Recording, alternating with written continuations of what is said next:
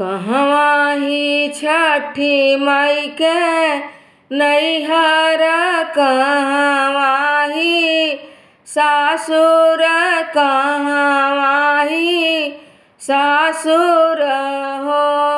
सखी कवन बिरिछ तरे उपज सखीन सब पूजा, सखीन सब पूजली हो।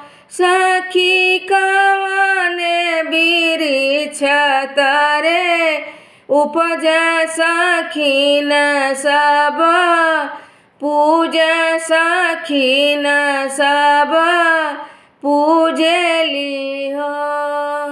मथुरा में छठी माई के नैहर, गोकुला में सासुर, गोकुला में सासुर हो।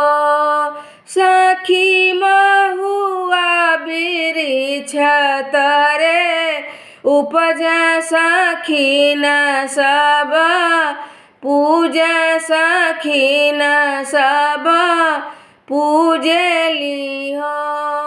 सखी महुआ बिरिछ तरे उपज सखीन सब पूजा, सखीन सब पूजली हो।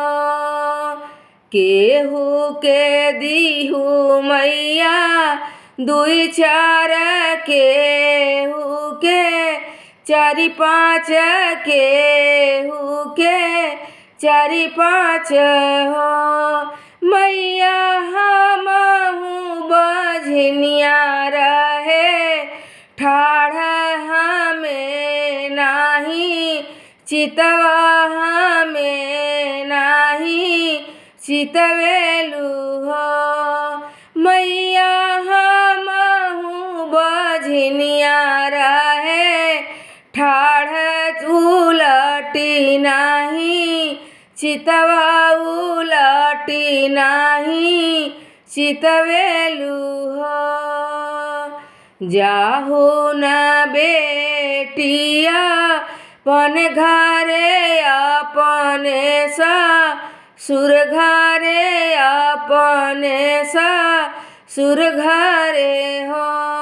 बेटिया जू के नावा में हिनवा होरिलवा तुहरे होई है छठिया, तू ही पूजिहा छठिया, तू ही पूजिहा न हो।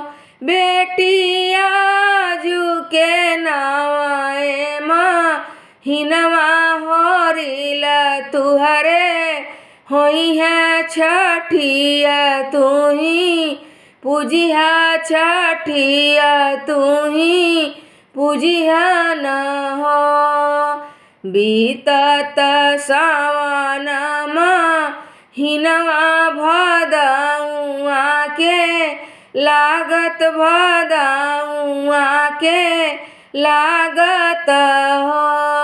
सखी रानी के भइल हो रिलवा, सखीनी सब गाँव, सखीन सब गावेली हो। सखी रानी के भइल हो रिलवा, सखीन सब गाँव, सखीन सब गावेली हो।